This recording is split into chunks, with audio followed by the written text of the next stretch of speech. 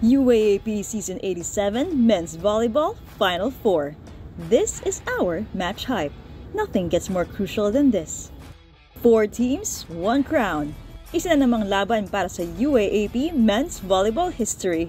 Unang tapatan, ang number 1 seed FEU Tamaraws kontra sa number 4 LaSalle Green Spikers. Isang beses lang napatid ang Tamaraws sa eliminations sa kanilang 13-1 record. Second sa spiking at sa blocking ang FEU.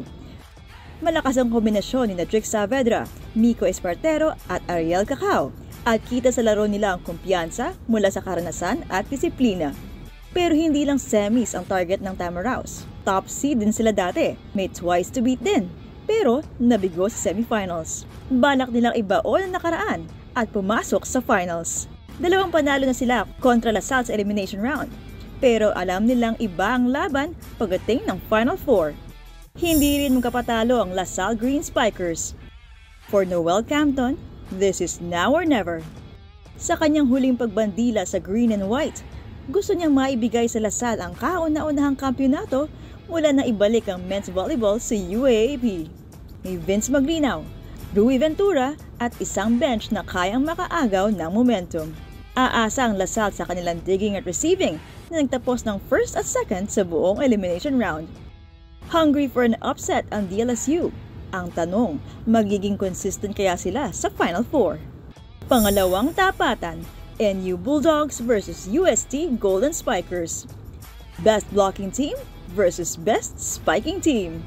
Kung experience ang basehan, walang tatalo sa NU Bulldogs. 4 na sunod na kampyonato. Ngayon, nakatutok sila sa historic 5-peat.